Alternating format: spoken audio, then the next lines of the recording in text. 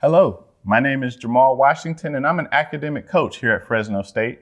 And I want to help you with establishing some college success habits and things that are going to help you in the long run with your success as a student.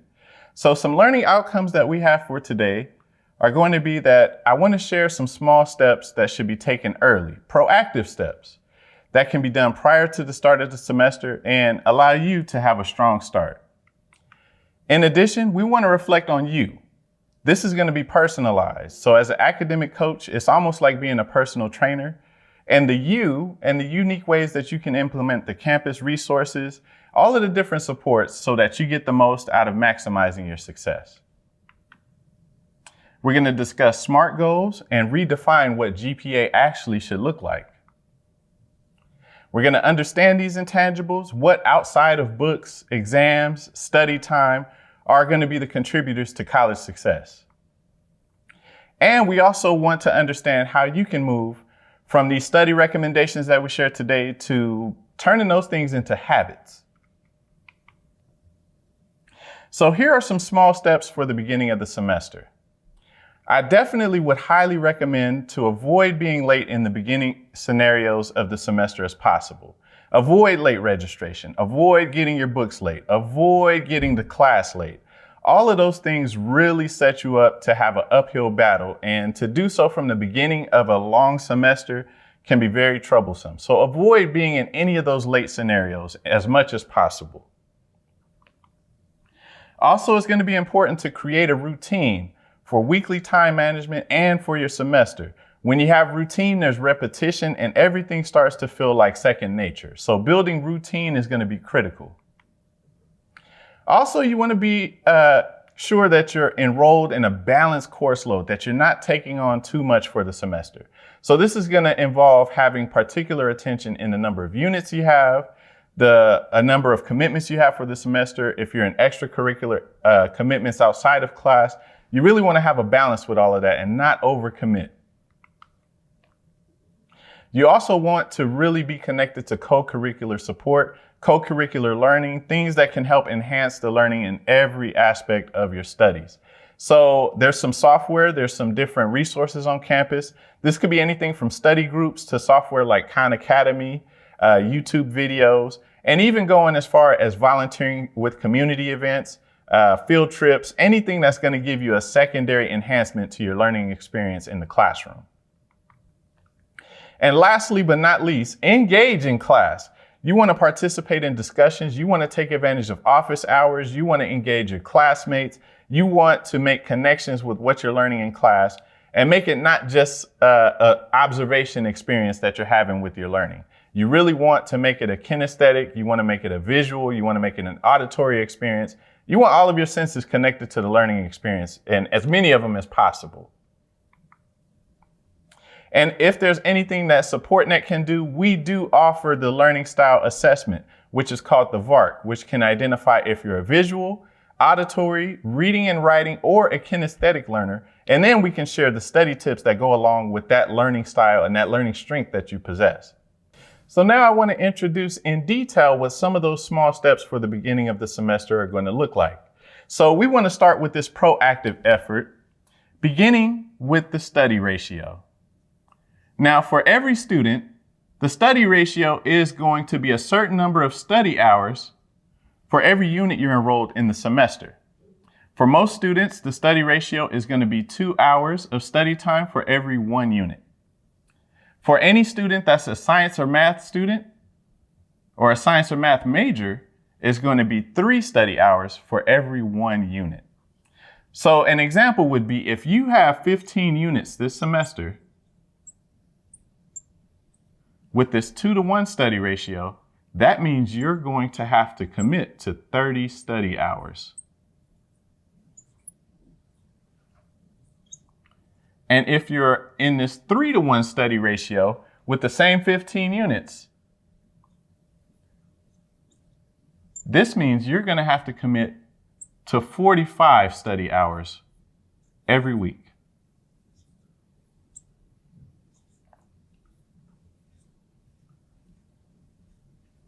This is something to think about early and start proactively preparing for, because Many of our students are not just students. And so as a student, you could have commitments with work hours.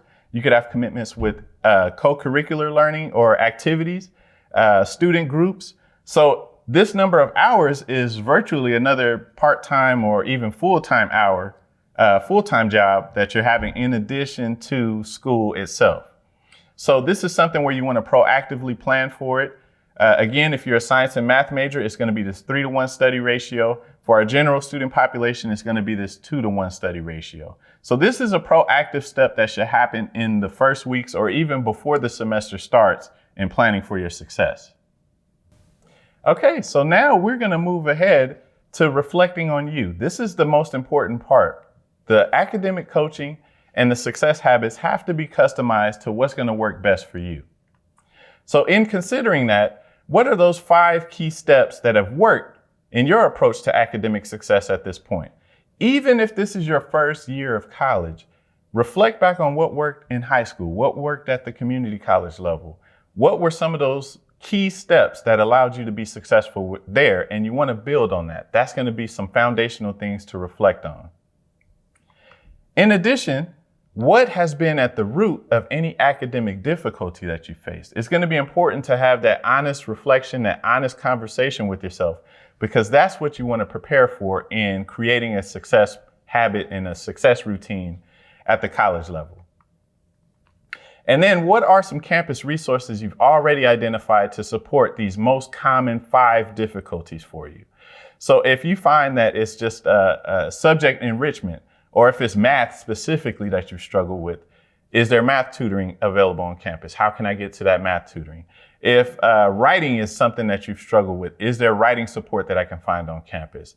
If it's a connection to my professor or my instructor, what is the way that I can best go about maximizing those office hour visits with my professor to have those conversations? These are things that you want to establish early as you reflect on you and create a plan of success. Also, it's going to be important to consider, do you already know your learning style? Do you already know that you're a visual learner? Do you already know that you learn best through hearing information? These are going to be important things to know. And if you don't know right now, the perfect opportunity is going to lie in meeting with a SupportNet academic coach to schedule at least 15 to 30 minutes of time and take the VARC assessment to discover what is the learning style that is your strongest and how can I use this to my advantage early in the semester. Again, that proactive support is going to be important when it comes to creating success in the semester and establishing that success habit. What does your schedule look like for this semester? Can you commit to that 2-to-1 weekly study ratio we talked about, or that 3-to-1 study ratio we did in our exercise? If that commitment is hard to make or you're overcommitted, that is something where there's going to be some honest reflection and even some sacrifice that may need to happen for your academic success to still take place. So here's what I'm going to recommend as you reflect on you and you start to build this college success habit for this semester. Let's start with an honest conversation about GPA. And I'm going to give you a different take on what GPA actually is.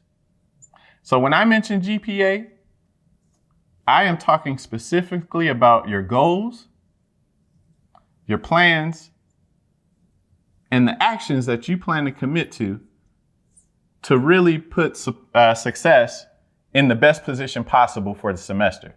Goals, plans, and actions. That's the GPA I'm focused on. So what is your GPA? I really want you, if you have some time right now, to take a piece of paper and map out your goals, your plans, and your actions. In addition to that, we're going to connect this to something we refer to as a SMART goal. SMART being an acronym for specific, measurable,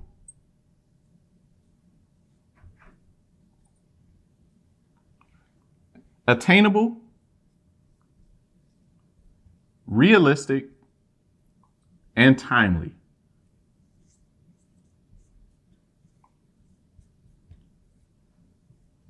So each of these are going to play a critical role in putting together a detailed success plan.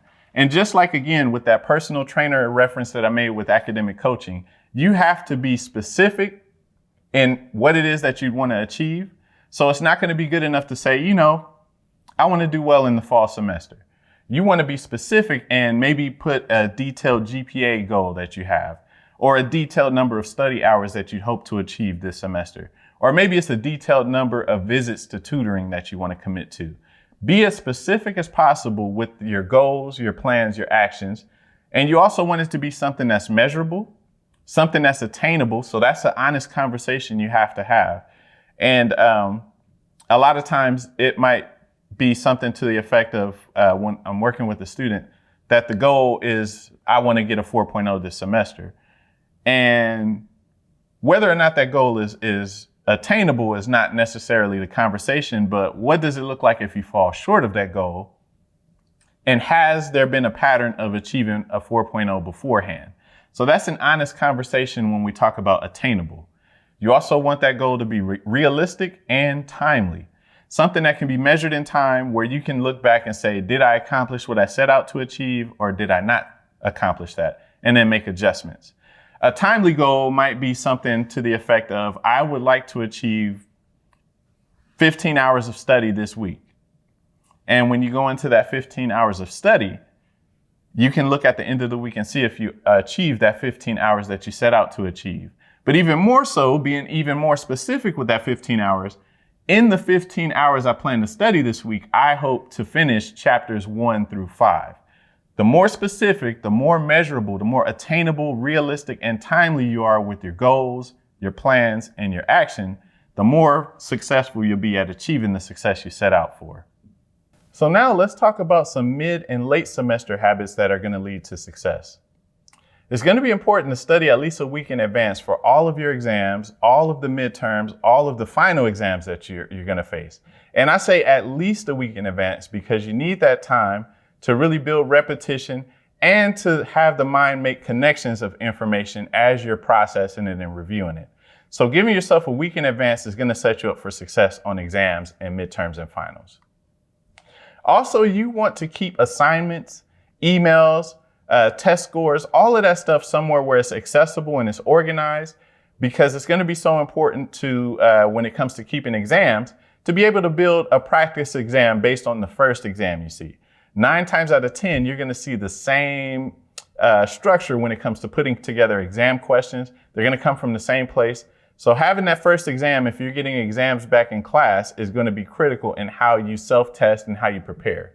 It's also going to be important if you have a difference in opinion of what your grade should be, or there's an inaccuracy in your grades, to have all of your stuff organized so that you can really showcase, hey, I found an error, something is not correct, and here's what I have to compare it to.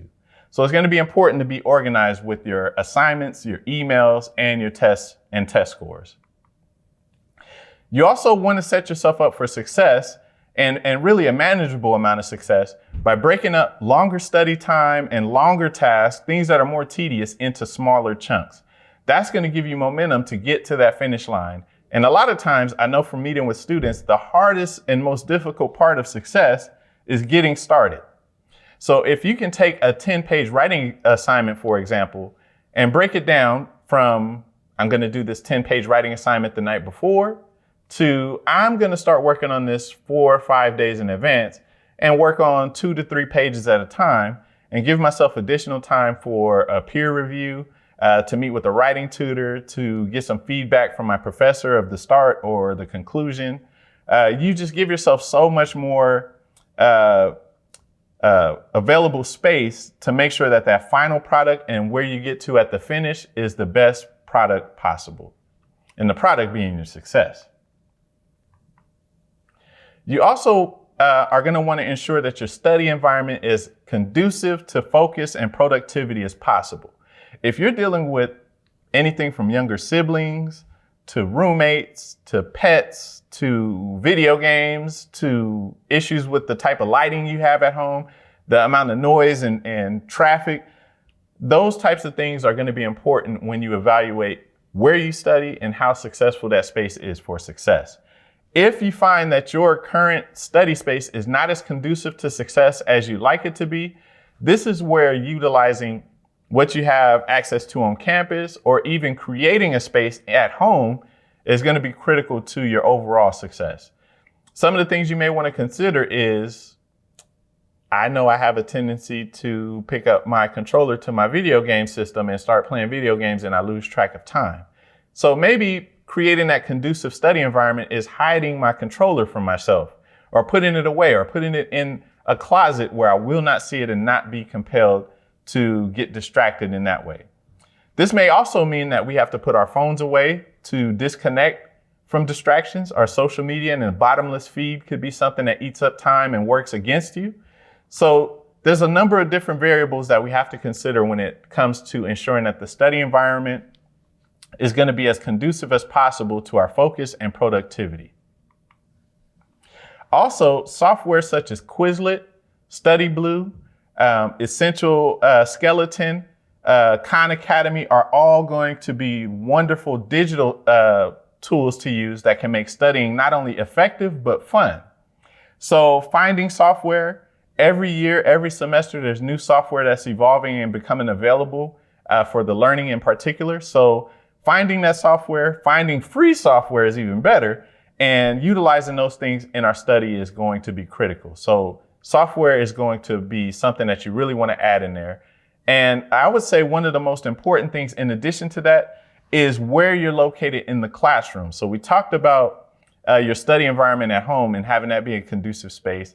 In the classroom, where you're located, where you're situating yourself to learn is probably one of the most talked about aspects of success. And you really want to situate yourself in this T section in class to maximize your engagement and minimize the distraction. When I talk about the T section, that T section is basically, if you imagine an upside down letter T, you want to be in that front row, the row of the class that's closest to where your professor is presenting information, where the lecture and the discussion is happening. You want to situate yourself either in that front row or right in the middle where you have the best vantage point to not only see and hear everything, but be a part of the learning experience in the classroom. So that T section is going to be critical. The further you are away from the information, the more likely you are to have distractions between you and the information, including other students, what they're looking at on their phone or their laptop, discussions, people coming in late, leaving late, noise.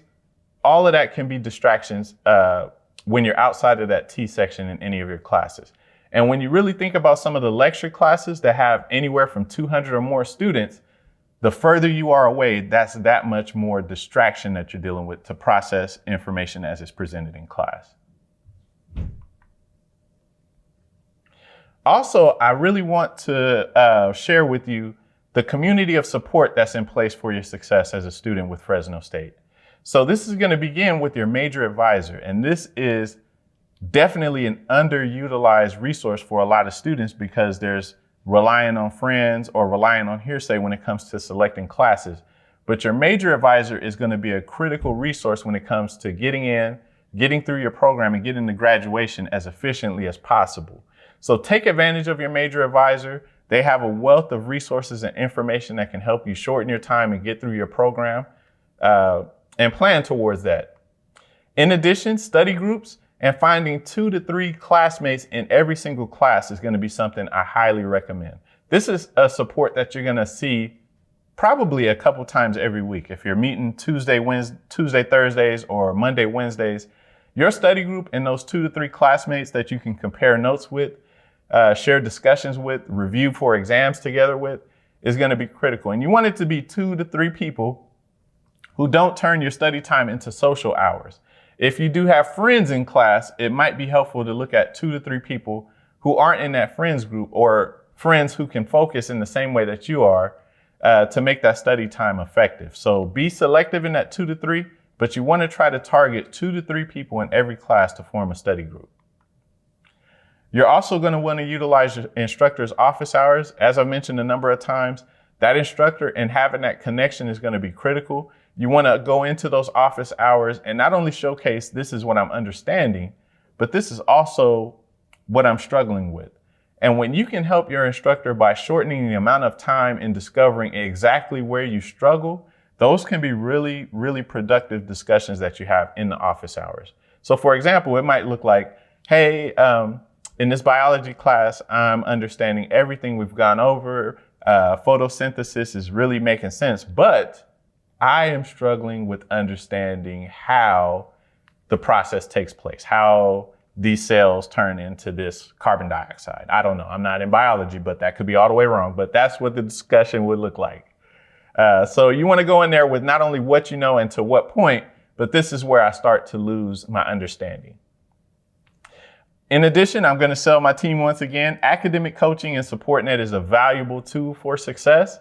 So we have everything from assessments to identify where learning is really thriving and where a student may really be find value in working with an academic coach and putting together a structured plan. These are all things that students can take away from SupportNet. So I really would highly recommend that students utilize SupportNet and our resources. They're structured with time management, how to prepare for exams, reading comprehension, campus resources. This is a valuable tool that's available to Fresno State students. So I highly encourage SupportNet. Also, in the Learning Center, you can find tutoring and supplemental instruction. Both of these are going to be resources that help students in subject-specific areas.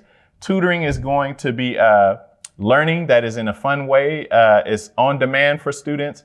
It's something where you can drop in and work on your math, your chemistry, your physics for a couple hours or maybe 20 or 30 minutes between classes. Whereas supplemental instruction is a course review session that's led by a student who's going to be working hand in hand with the instructor to create content for your success. Khan Academy is an online resource that's becoming very, very, very reliable for students, especially in science and math subjects. But Khan Academy has also evolved to include subjects such as political science, American government, economics, statistics. You can find a wealth of resources through Khan Academy and it is free to use. So if you Google Khan Academy in the subject area that you want to review, and be specific in that subject area. So don't just put algebra, but put quadratic equations. Khan Academy, quadratic equations. You want to Google that. It's going to take you directly to the learning content in Khan Academy for that specific area of review. There's also Lynda. Lynda, which is a paid resource, is something that all Fresno State students and staff have access to through PeopleSoft. So if you type in Lynda, or if you log into My Fresno State and click on the Lynda link, you have a wealth of resources available right there. Everything from how to learn how to use Excel, how to use different software, how to create a business plan. There's a wealth of learning content built into Lynda, and it's very, very valuable, and it's something that you have access to already. So take advantage of Lynda when there's a need for that type of support as well. So it's very similar to Khan Academy, but it's also going to have a lot of different learning content that's effective in learning online at your own pace. There's also going to be course relevant YouTube videos that you can search. YouTube is very popular. So just like we use it to search for music videos and viral videos, you can also use it to find learning and instructional content or something to add a supplementary learning experience to a history class or a political science class and things that you're learning with that regard as well. And so now I'm going to move ahead to changing those ideas and those things that we have in our mind into habits. So I want to start with the concept that I've seen recently, and this is something that's not only shared in the movie The Secret, but it's something that we know as educators, and that is that if you have a written goal, something that you're targeting, something that you want to achieve, that you've taken the time to write down, you now have an 80% greater chance to make that become a reality. And even more so, when you share that idea with someone, there's an even greater chance of that becoming possible because now that person is going to hold you accountable to it. So if you're going around and you write down this goal, I want to publish a book. And then you go tell your best friend or you tell, mom, dad, a sibling, a brother or sister, hey, I'm planning on writing a book. I'm planning on getting this book published. There's now accountability built into that because of those steps of telling someone, writing it down. There's accountability built into that. So with the ideas and the plans that we talked about earlier today, writing those things down are a step in the right direction. If you haven't already, share that idea with someone else. So that way it takes another step towards becoming a reality. I also want to share with you that 3 weeks of consistently doing something is what it takes to change it from a process to a habit. So between now and 3 weeks from now, what are the specific steps that you're planning to take to make these habits that we talked about today go from a discussion into a habit? That's going to be a critical conversation to have. And that's something that's going to take it from something that was written down, something that was an idea, something that was just stored up here, to something that becomes a habit. So this concludes all of the steps that I wanted to share with you and how you can go about establishing college success habits. If you find that after viewing this video, there's additional ways that you'd like to build on your college success, feel free to reach out to us in the SupportNet office and let us know what we can do to put structure and support behind your success as a Fresno State student.